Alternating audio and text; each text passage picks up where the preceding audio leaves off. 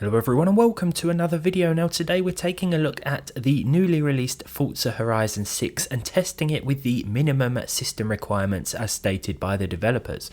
Now if we take a look at the minimum section of this requirement chart here, we can see that it suggests an i5-8400 or Ryzen 5 1600, GTX 1650, 6500 XT or ARC A380. Not often do we see an ARC card suggested here. We also have 16 gigs of system RAM and an SSD for storage. This is with the low graphical preset at 1080p resolution and a target FPS of 60, though underneath with the little asterisk it says performance will vary based on PC hardware setup, background tasks, graphics settings and the use of ray tracing or upscaling. Now for my video today I decided to go with the Ryzen 5 1600, a once solid AM4 CPU, and I feel like this is the more popular platform even today. Can't go wrong with an AM4 rig. The Ryzen 5 1600, quite old now, but it has 6 cores and 12 threads. For the graphics card I thought I'd go with the GTX 1650 from Nvidia. Again, I feel like this is the most popular choice out of these three. We have both of these paired with 16 gigs of 3000 MHz DDR4, that's two 8GB modules, so nothing special here, and I'm also using Windows 11 to test today. Not officially supported by the Ryzen 5 1600, but all I did was swap my SSD from my main PC and then it works just fine with this configuration. So let's get into the settings. Now the game actually defaulted to 1080p low, which was also mentioned in the minimum system requirements, and of course when you first start the game up we're going to be hit with this optimizing for your PC screen. This will vary depending on the hardware you have. Here it took just 3 minutes with the 1600 and 1650 combo. Before heading any further, I just want to run through the visual settings. As I said at the start, the game defaulted to low. TAA was on by default, interestingly. In terms of anti-aliasing options, we have FSR, XeSS, and for those upscaling options, the same, we have FSR and XeSS upscaling. We will be talking about those a little later on, because on this hardware, I found that it didn't make too much of a difference, apart from making the game look worse. So here we have all of the settings that fall under the low preset for Forza Horizon 6. Now I haven't done any exact benchmarking today because I really didn't know how this was going to go. I thought I'd just jump into it and see how it ran initially. So here we are with one of the very early introduction scenes, basically the first piece of gameplay that you're going to experience when you fire this game up. We can see that it is the GTX 1650 that's pretty much maxed out. The Ryzen 5 1600 is running at about 50 to 60% utilization, and wow, what an opening scene this is. Looks absolutely great, and as with Forza Horizon 5 and Forza Horizon 4, this does seem very well optimized indeed. It's not often that you're going to see a 1650 or 6-core Ryzen 5 first gen as part of minimum system requirements these days.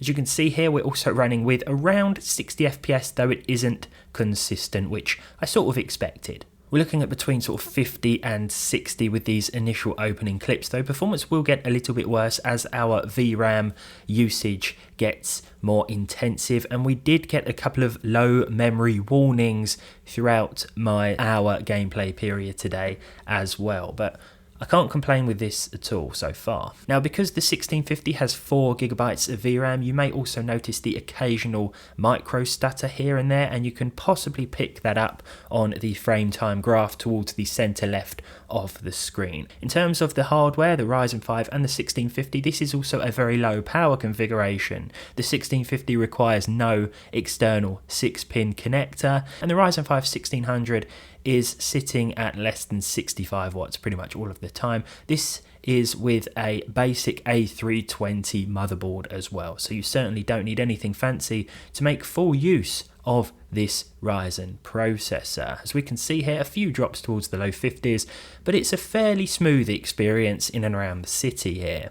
So this is the low VRAM warning I was talking about earlier. This popped up as soon as I started one of the first races in the game. As we can see here, with more competitors on screen now and the racing action heating up, we are seeing towards the lower end of the 50 to 60 FPS spectrum, with drops to the mid 40s as well. But to be honest, this doesn't feel all that bad to play because it is mostly consistent. As I said before, you may experience a little bit of micro stutter here and there, but I think for a game release released in 2026 using this hardware, I don't think it's a bad attempt at all from this CPU and GPU configuration, and even at low, I think the game looks pretty good. There is a significant visual difference between low and very low, as we've seen in previous Forza games, and this is something that I will show you momentarily. I want to talk a little bit about the upscaling options now, which I mentioned at the start. Now, by default, we have TAA native resolution enabled here. If we look to the right, we can see the video memory has pretty much been exceeded. So let's enable our FSR upscaling option first of all. This is 3.1.5. Now, interestingly, and with this hardware, I noticed that it didn't really matter what FSR preset we chose, quality, balanced, performance. The frame rate itself didn't really improve until we selected the ultra performance mode. The same can be said with Intel's XeSS. It didn't really matter which option we chose. I think we're simply too VRAM limited for the performance to increase that much with anything other than the most intensive presets. And if you want to improve your frame rate or guarantee a plus 60 FPS experience more of the time, then you're better going with the very low graphical preset instead. It will of course look noticeably worse, but this is the best way to hit at least 60 FPS more often. Now, for those who would prefer a better looking visual experience and don't mind 30 frames per second, then we can actually get away with the high preset here and TAA. Again, the upscaling options aren't really going to make a difference, but we can play at high with TAA, and outside of the city we're going to see closer to 45 frames per second, and in Tokyo here we can see that this drops to the mid-low 30s, especially as part of a multi-competitor race. But it does a lot better than I was anticipating with this visual preset. So if you're happy with 30 FPS, you prefer visuals over frame rate, then just know that with entry-level hardware such as this, it is still going to be playable if you consider 30 FPS playable. Now, a preset we've neglected so far is medium, so we'll choose that now just out of interest. In fact, it doesn't run that much worse than the low preset. It looks a bit better than low, of course, and you may even want to think about implementing a 40 FPS cap, perhaps with Riva Tuner. Let's switch back to high outside of the city as well and see how things change. This looks a lot better now, and we are getting at least 40 frames per second. So what I was saying just now about an FPS cap, that may be worth implementing here too as well. I used to use 40 FPS on my Steam Deck. It offered a nice sort of middle ground between 30 and 60 FPS and still felt fairly smooth.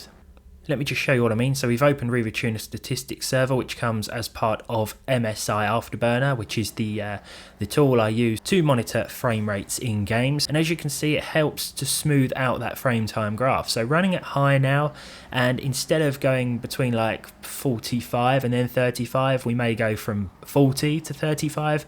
And although it's still a drop, it's not going to feel as noticeable as a big drop from the mid 40s to the mid 30s, because we can't exceed 40 frames per second.